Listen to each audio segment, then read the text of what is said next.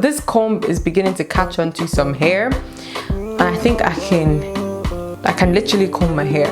Like, it's mad. Hey guys, what's up? What's good? Welcome back to my channel. So I'm bringing you my first update since the big reveal of my head, of my hair when I cut it about 20 or so days ago. So it's been about a month, 26 days to be precise, and this is what we are working with. So I wanted to come to you to tell you what my hair has been doing, what I feel has been working, and you know, if you feel like it's actually growing. So without further ado, let's just get right into the video. I consciously made a decision for the first week or two at least not to do much to my hair, because I wanted to start off with one thing at a time to make sure I know what's working and what's not working, and what's doing what I needed to do and what's not doing what I needed to do.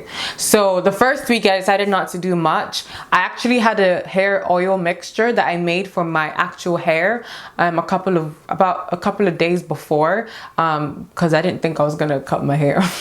So I made that mixture for my actual hair, and it had a bunch of oils in it, but obviously I ended up cutting it, so I didn't want to waste the oil, so I said I was going to use that oil alone during the first week or two, just to see what my natural hair, scalp, you know, does by itself without me bothering it too much. And then I'll just moisturize with this oil. My hair was itchy, my scalp was itchy and it was dry, especially in the first couple of days. I got a lot of more flakiness, and it wasn't anything new exactly, because I was used to getting flakiness when I had hair. It's just that I didn't pay much attention to it, and that was one of the reasons, contributing factors why I wanted to cut it, because I knew that there was just things going on my scalp that I knew I was ignoring, that I just wanted to be acquainted with. So every time I wash my hair, I try and wash it as clean as possible, and it'll be clean. But then the next day or the day after, I realized that it starts to get a bit flaky, and it's not like it's dirty, it's just flaky. But I thought then that it was dirt, but now when I realized that, okay, I've washed my hair, it's not as if I had a lot of hair on my head, and I was using shampoo at the time, the Jamaican black castor oil line shampoo. I love it. So I was using it for that first week to wash my hair and then to moisturize with that, and that was all I wanted to be doing with the hair. And then I'll just watch how it does its thing naturally. But like I said, I started to get more flaking, and I was like, I'm not sure this is all right. So I did a bit of research, and then I realized that actually, because number one, that oil has a lot of oils in it, so it would be considered quite heavy. Just castor oil alone in it makes it heavy. I realized that using oil on your scalp, not all oils are actually absorbable by your scalp. So most of the time, putting oil on your scalp, the oil may not actually absorb into your scalp, so it just sits there and it just dries out and it just becomes flaky. So I started to start looking, you get the gist.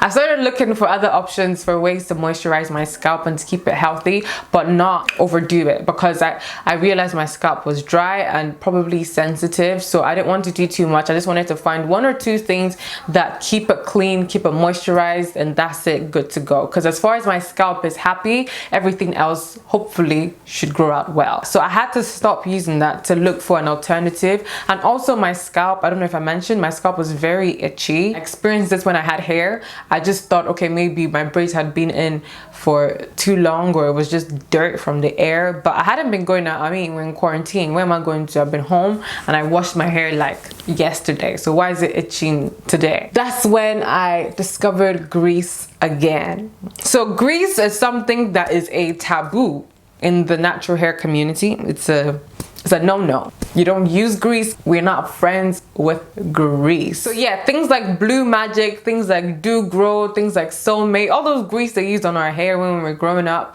when we're going to the salon and we're braiding it, that was a no-no in the natural hair community. So I knew that grease was not something that I should go towards to. But over the time I was trying to discover something that was actually going to moisturize my hair, I discovered grease again, which is mostly full of petroleum jelly, petrolatum, anyway, yeah, which is one of the main ingredients in grease. It's like Vaseline, which is like, ugh, I don't want to use that on my hair. So I decided to try it out and see what it would do for my scalp. And thankfully, I had some grease at home. but I was trying to be selective of which one I pick as well, because the cons are not exactly wrong in where people don't want to use it. It's just how you use it and what you use it for. So I wanted to make sure that I was using the right grease for the right purpose. So I had Blue Magic. I have different types of Blue Magic in this house. We have blue, we have green, we have red, we have yellow, plenty, all the Blue Magics, you name it. So I was gonna start with that, but then I came across the Sulfur 8 medicated original formula anti-dandruff hair and scalp conditioner. I've not touched grease in God knows how many years, but anyway, I found this somewhere rolling. That's why it doesn't have a lid, but I just picked it up sharp because I was like, you're gonna be useful to me. So I got most of my tips from was FX Zara. I will link the video down below, and she explained how she uses grease and it made sense to me, so I wanted to try it out. Because grease is very thick, she said you should use it when your hair is wet or damp, which made a lot of sense, because if you use it when your hair is dry, because it's an occlusive, it's going to prevent moisture from coming into the hair, and also it's not trapping any moisture because your hair is already dry. However, if your hair is wet or damp and you put this on, then it would kind of, you know, keep the moisture in for a while. It has sulfur in it, which means that it helps to deal with the itchiness of your scalp, and I think it's worked wonders for my scalp. At least a day will not go by, or at least 2 days will not go by without me putting my hand on my head to itch it in one way or the other. But thankfully, I can definitely say, at least so far, the last 3 weeks, it's been great, because I haven't really itched my scalp like that. But in the last couple of days before I was coming here to film this video, I wanted to try something else to see. So I tried the Blue Magic, and I feel like for some reason I can see some flakiness. Not a lot, but I can't say if that's exactly from the Blue Magic or not, but I can definitely see some flakiness that I haven't seen in the last like 3 weeks while using this. So I think I'm just gonna stick with this for now. So like I said, I always use it when my hair is damp, but also I also use a bit of oil, not too much, because number one, I need to finish that oil because it cannot come out waste. And then I would find an oil that I'm going to use specifically for my scalp. Like I said, probably a light oil. I've actually found one that I'm trying, but that would be my next update. I'm not going to tell you that one now. Okay, so you can come back and watch the next one. Once a week or twice a week. I try not to use it every day. I'm still figuring out a routine, but so far that routine works for me, and I always use it when I've completely cleansed my scalp. Like I said in the beginning, I was using my normal shampoo, which was the Jamaican Black Castor Oil line from Shea Moisture. And you know, me and black soap, we kind of love each other, even if obviously it's quite drying. And like I already said, I had really dry scalp, so to be honest, that formula doesn't make sense, but it worked really well for me because I use black soap on my face. So I just thought, make life easy, and I'll just use it on my hair so I could just, you know, wash the whole thing seamlessly. I don't have to pick this one and pick that one. So initially I was using the shampoo, and I think it was perfectly fine, to be honest. And so now I'm using black soap, and I think that's working equally well as well.